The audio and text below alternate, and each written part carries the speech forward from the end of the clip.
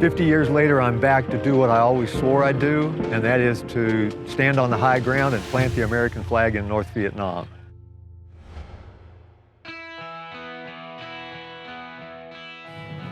When did we leave Saigon? 2 days ago. Today's day number 3. My ass is permanently attached to the seat of this car.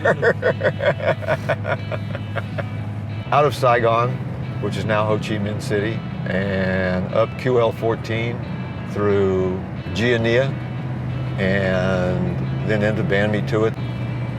It was kind of a journey back for me because while I hadn't driven the roads before, I was seeing the sights and the sounds and the smells and the feelings that I knew 48 years ago when we came here, when I came here the first time.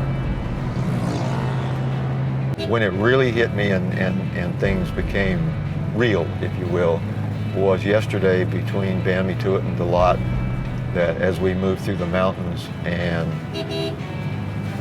I saw the clouds swirling through the valleys of the jungle. That really took me back to where I had been, what I'd been through, and it really brought into focus that, yeah, I'm in Vietnam. This is the Central Highlands that I remember. And you can see the clouds down in the valley there a little bit and maybe some more up there. Kind of a spooky thing. Yeah, the clouds spook me. The clouds to this day spook me. You couldn't get me to walk through those clouds down there in that little valley, that little swale that's down there. About the third mission that I was on, we were moving around the edge of a hill, and we walked out of a cloud, and the Viet Cong walked out of the cloud, and then we're sitting there looking at each other. And it was just an instant, and it became an instant contact.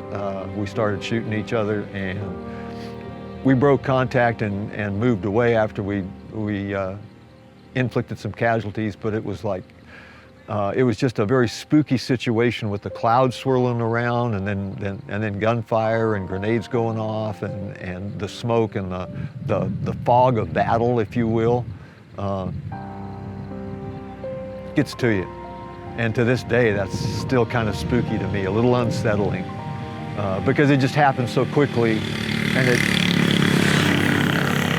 it happened out of what I would term a beautiful setting initially to start with, because actually the jungle and all is very pretty, and then it just turns to something else immediately. I get this tightness, I get this tension, I get, I can feel it running up my neck, and it's just, it's spooky. Best way I know to explain it. Great technical words. It's fucking spooky. Yeah, okay. But it's spooky.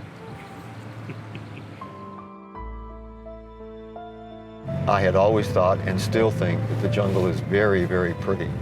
That it's a great place to visit and a great thing to see and a great thing to enjoy, but it is a terrible place to fight a war.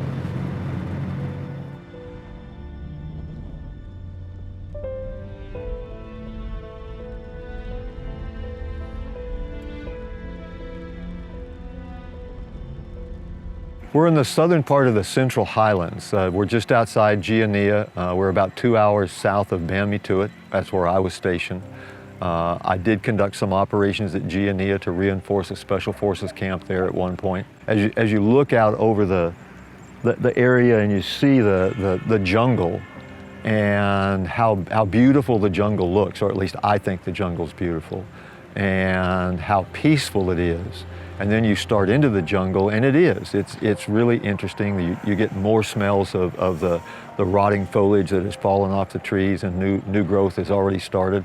It's very quiet and very calm, but you do start to get this feeling in your gut that at any minute somebody's going to start shooting or throwing grenades or doing something, and 9 times out of 10 it did.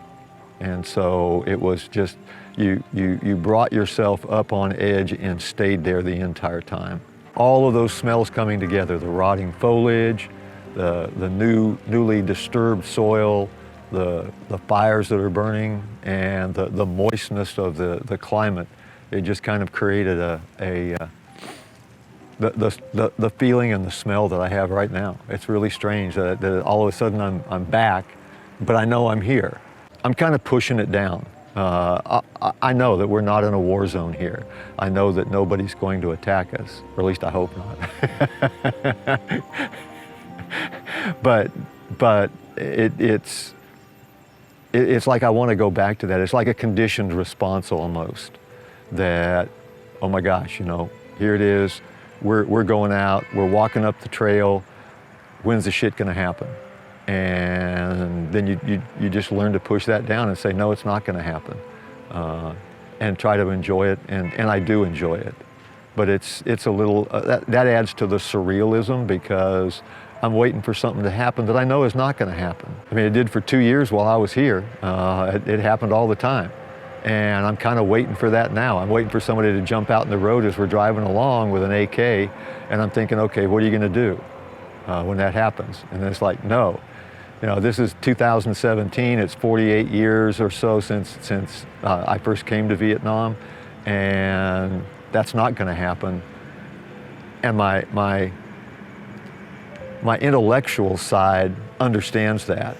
My emotional side says, get ready, the shit's going to happen.